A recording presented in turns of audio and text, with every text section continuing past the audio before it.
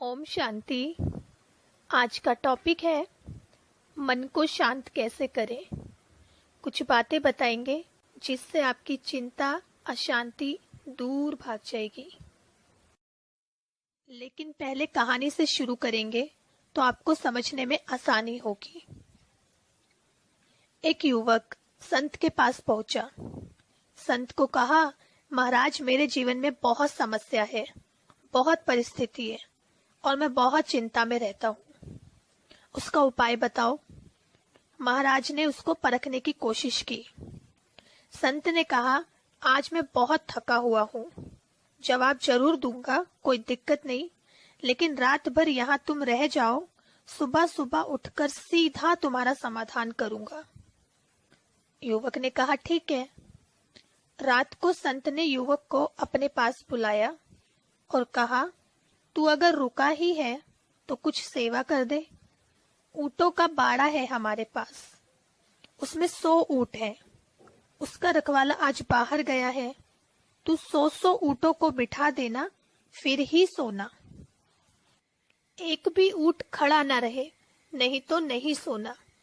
युवक ने कहा, ठीक है महाराज, मैं भी गांव का आदमी हूँ, करके दिखाऊंगा, सब ऊँटों को बिठाकर फिर ही सोऊंगा। संत सो गए। युवक बाड़े पर गया और देखा 100 ऊँट थे। पहले ऊँट की डोरी खींची और उसको बिठा दिया। दूसरे ऊँट की डोरी खींची, उसको भी बिठा दिया। ऐसे करके उसने 8 ऊँटों को बिठा दिया। फिर 9वां ऊँट को बिठाने लगा, तभी पहला ऊँट खड़ा हो गया। दौड़ा, उसको बिठाया। फिर 10वां, 11वां, 12वां, ऐसे करके उसने उनको भी बिठा दिया। 13वां ऊँट को बिठाने लगा तो 6वां ऊँट खड़ा हो गया। ऐसे करते करते एक को बिठाता तो दूसरा खड़ा हो जाता। पूरी रात ऐसे ही बीती। इसको बिठाए तो वो खड़ा हो जाए, उसको बिठाए तो दूसरा खड़ा हो जाए। वो सो ही नहीं पाया। सुबह संत के पास थका हुआ चेहरा लटका हुआ, आंखें लाल लाल। संत ने पूछा, क्या हुआ? युवक ने कहा, सारी रात यही एक को बिठाऊं तो दूसरा खड़ा हो जाए, 50वें को बिठाऊं तो चौथा उठ जाए, ये ऊँट बैठ ही नहीं सकते। सारी रात महाराज ऐसे ही चली गई। संत ने कहा, कोई बात नहीं, लेकिन यही तुम्हारे प्रश्न का जवाब है। अगर मैं तभी जवाब देता तो तुम समझ नहीं पाते। प्रश्न का जवाब तुम्हारे से ही तुमको मिला। जैसे सारी रात तुम ऊँटों को बिठाते रहे, फिर भी ऊँट बैठे नहीं, हमारी जिंदगी भी ऐसी ही है। एक समस्या सुलझाना तो दूसरी खड़ी हो जाएगी, दूसरी सुलझाओगे तो तीसरी खड़ी हो जाएगी। दुनिया में ऐसा कोई नहीं जिसको कोई समस्या ना हो, और दुनिया में ऐसी कोई समस्या नहीं जिसका समाधान ना हो, सिवाय मृत्यु के।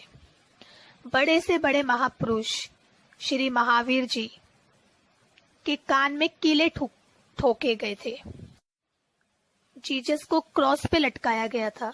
राम को वनवास दिया गया था। ये पार्ट ऑफ लाइफ है। लेकिन जिसने समस्या में जीना सीखा, वो आर्ट ऑफ लाइट है। समस्या ना हमारे हाथ में नहीं है, लेकिन उसको पार करना ये पूरी तरह से हमारे हाथ में है। हार भी होगी तो जीत भी होगी, मिलन भी होगा तो वियोग भी होगा, मित्र भी होंगे तो शत्रु भी आ जाएंगे, अपने पराये हो जाएंगे, पराये अपने हो जाएंगे। यही संसार है। चिंता का अर्थ है हम परिस्थितियों को कंट्रोल में करना चाहते हैं। ऐसा हो नहीं सकता। कोई परिस्थितियां हमारे कंट्रोल में होती हैं, कोई परिस्थितियां हमारे कंट्रोल में नहीं होती। हम एक चीज बदल सकते हैं, अपने आप को, खुद को बदल देंगे ना, बाहर की दुनिया ऑटोमेटिकली बदली नजर आएगी। किसी ने ठीक कहा, चिंता चिता समान। चिता एक बार जलाती है, लेकिन ये चिंता तो बार बार जला के हमको राख कर देती है। कई लोग ऐसे भी हैं, कितनी भी परिस्थिति आती है, लेकिन आगे ही बढ़ते जाते हैं। चिंता करने से कल नहीं बदल सकता, लेकिन आज जरूर बिगड़ जाएगा। जो आपके कंट्रोल में नहीं, उसको बार बार सोचने से आपके हाथ कुछ नहीं आएगा। लेट गो करना सीखो, मन से भूल जाओ। ये इच्छा बिल्कुल छोड़ दो कि लोग और परिस्थितियां आपके हिसाब से चलेंगे। दुनिया में लोग कभी किसी के हिसाब से नहीं चलते। हम खुद नहीं चलते। जब किसी पर अपना कंट्रोल है ही नहीं, तो क्यों इतनी व्यर्थ बातों को सोच सोचकर अपने अंदर अशांति भरते हो? हर हाल में खुश रहो। भगवान मिला है ना, हर हाल में उसकी गोद में बैठ जाओ। ये सोचना छोड़ दो लोग और परिस्थितियां कैसी होनी चाहिए। हर बात में अपने को जिम्मेदार समझना छोड़ दो। सब मुझे ही करना पड़ता है, देखना पड़ता है। हमसे पहले भी सब चल रहा था, हमारे बाद भी सब चलेगा। सब अपना अपना रोल प्ले कर रहे हैं, कोई कुछ करे या ना करे। हम अपने मन को भारी कर देते हैं। 2 हाथ सलामत है, आंखें सलामत है, पैर सलामत है, ये शरीर सलामत है, कुछ भी कर सकते हैं। ये बातें याद रखो।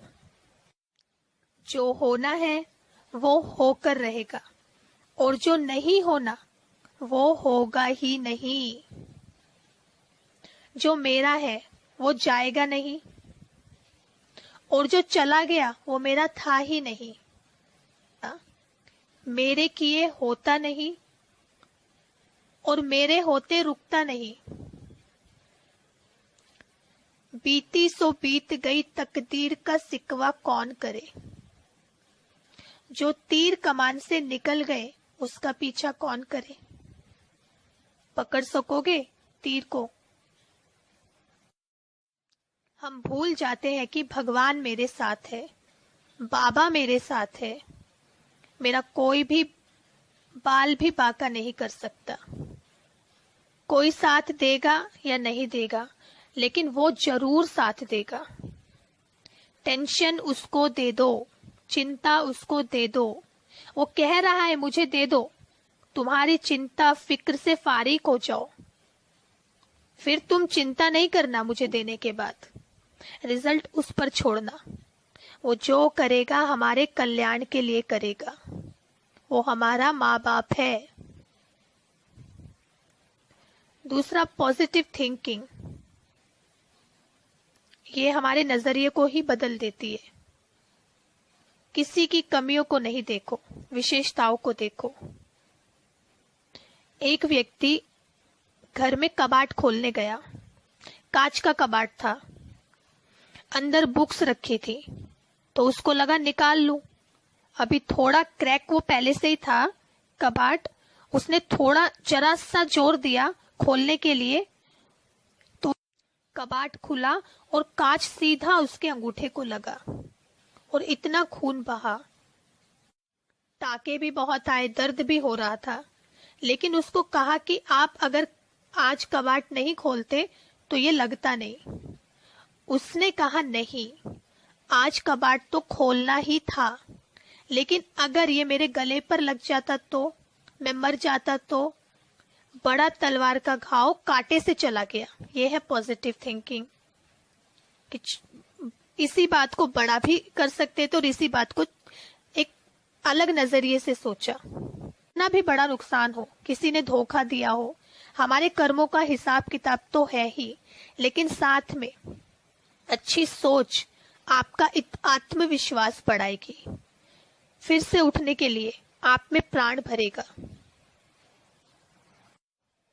तीसरा, चिंता ना करो, प्रभु चिंतन करो। क्यों? बाबा को याद करेंगे ना तो रास्ता मिलेगा। बाबा रास्ता दिखाएंगे, बाबा ताकत भरेंगे फिर से उठने के लिए। मुरली सुनो, पढ़ो, अच्छी अच्छी बुक्स पढ़ो, क्लासेस सुनो। चौथा है मनस्थिति। परिस्थिति कैसी भी हो, मनस्थिति साक्षी दृष्टा बनकर रहे तो परिस्थिति हमारे पर असर नहीं करेगी। सुख और दुख क्या है? मन की स्थिति ही है ना। कोई चीज आपको नहीं मिली तो कोई बात नहीं, मुझे ये चाहिए, मुझे ये चाहिए। इच्छाओं को दृढ़ मत करो, नहीं तो पूरी रात सो नहीं पाएंगे। जो प्राप्त है वो पर्याप्त है। मेरे पास बहुत कुछ है, ये सोच हमें संतुष्ट करती है। एक छोटी सी बात। एक संत गांव के बाहर पेड़ के नीचे रहता था। उसको कोई कुटिया नहीं, आश्रम नहीं, कोई संपत्ति नहीं, बैठने के लिए झाड़ के नीचे और पहनने के लिए एक छोटा सा अंगोछा, मिट्टी की थाली और पेड़ की छाया, इतनी उसकी संपत्ति थी। लेकिन वो रोज सुबह प्रार्थना करता था। जब देखो प्रार्थना करता था, भगवान तू बड़ा दयालु है, तू बड़ा कृपालु है, मुझे बड़ा खुश रखता है, मेरे सारे काम करता है, मैं बहुत सुखी हूँ, मैं दुनिया का सबसे किस्मत वाला हूँ। रोज प्रार्थना करता था। एक दिन एक अमीर आदमी वहां से गुजरा। उसे लगा ये पागल है, जब देखो कुछ ना कुछ नाटक करता रहता है। थोड़ी देर उसने उसको देखा, सोचा आज उसको देखता हूँ कैसे भगवान उसको मदद करता है। और वो प्रभु भजन का आनंद ले रहा था। हर बात में भगवान मेरी किस्मत कितनी अच्छी है, मुझे कोई चीज की कमी नहीं है। अमीर मनुष्य देखता रहा ये कैसे खाता है और भगवान इसको कैसे देता है खाने के लिए। वो उठकर जाने ही वाला था कि एक गांव का किसान आया। कंधे पर रखा एक तौलिया वो खोला और उसमें से एक रोटी निकाली और संत की थाली में डाल दी। संत मुस्कुराया और भगवान का वापस शुक्रिया किया। अमीर आदमी बैठ गया। देखूं तो सही क्या करता है। अरे भगवान तू दयालु है, भूख लगी तो रोटी भी दी। ओ भगवान तू कितना दयालु है, प्रार्थना कर रहा था। तभी एक कुत्ता आया, रोटी लेकर चला गया। ये क्या करता है देखता हूं, नाटक करता है, अब उसको पता चलेगा। फिर संत उठा तो उसको लगा ये कुत्ते को मारने के लिए दौड़ेगा, लेकिन संत ने देखा कुत्ता रोटी खा रहा है। अब तक बैठे बैठे प्रार्थना कर रहा था, अभी खड़ा होके दोनों हाथों को आसमान की तरफ किया और कहा, ओ ईश्वर तू बड़ा दयालु है, मुझे कोई दिक्कत नहीं दी, पहले भी इतनी मेहरबानी, अभी भी तेरी मेहरबानी है। कभी कभी तू मुझे उपवास करने का भी मौका देता है और अपने भाग्य को बनाने का मौका देता है। रोटी आने पर भी खुश, जाने पर भी आनंद। ये है जीवन। सुख और दुख आएंगे, उसको कैसे लेना है वो पूरी तरह से हमारे हाथ में है। और अंतिम है, अपने को बिजी रखो। खाली मन शैतान का घर, खुला मन भगवान का घर। मन को बिजी रखेंगे ना बाबा की सेवा में, जहां भी मिले जैसे भी मिले सेवा करो। और साथ में क्या होगा, पाप का बोझा दबेगा, पुण्य का बढ़ेगा। कहीं ना कहीं रास्ते मिलते जाएंगे, रास्ते खुलते जाएंगे। शुक्रिया करते चलो, दुआएं देते चलो। बाबा का शुक्रिया करो, अपने आसपास सबका शुक्रिया करो, इस प्रकृति का शुक्रिया करो। जो चीज इस जीवन में हमें प्राप्त हुई है उसका शुक्रिया करो और दुआएं देते चलो। ओम शांति।